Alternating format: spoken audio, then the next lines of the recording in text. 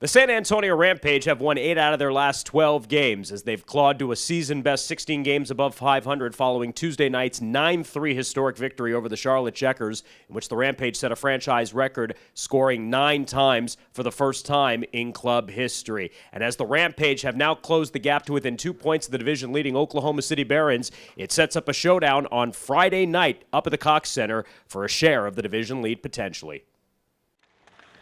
With assistant coach Scott Allen here this morning. Scott, you guys take care of business last night, and that's really, I think, the most important thing in a game against a Charlotte team that is out of the playoffs, doesn't have a lot to play for. It's one of those proverbial trap games here late in the season, and while it was a struggle, the most important thing is you come out with the 2 points in the end. Yeah, and that's certainly the case, and, it's funny because they do have something to play for, and it's first and foremost to me, it's personal pride. And that's usually a tough mountain to climb if you've got enough guys that care. These guys are all young. They still have careers ahead of them.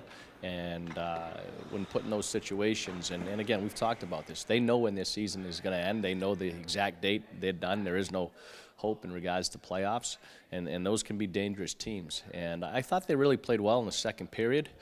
Couple that with, I didn't think we played very well in the second period. It took us till the last 5 minutes of the period before we even put back-to-back shifts together where we actually did something and had some production in the offensive zone.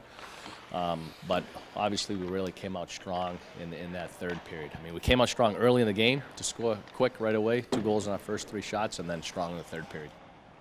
Yeah, and I think the best thing is that we, had all 4 lines contribute. We had a lot of guys step up and score goals, and it's great to see, Yogi and Turge, get in there and have great nights on the score sheet. Obviously, they do everything well for us, but it's great to see them score and kick in too. So it's just a good win for us. How much stock are you putting into the game Friday night in Oklahoma City with a share of the division lead potentially on the line? Yeah, it's obviously a huge game. It could swing things our way, or it could, put them, 4 points ahead of us and kind of be tough to catch them then. So I think this might be the last time or one of the last times we're playing them. So this could be our last potential time to take basically a 4-point swing from them. So it's huge. Obviously, we've been chasing them for most of the year. We've had some success against them. They've played us pretty tough lately and stuff like that. So anytime that you're trying to chase a team down when you're within reach of them, it's something that they know that they have a target on their back. But we also know that we're trying to achieve certain goals for ourselves. So it's something that it's an important game. It's 2 points like any other game, but knowing who it is, and we've seen them plenty of times. Like, we know what we're in for, and it should be a good game.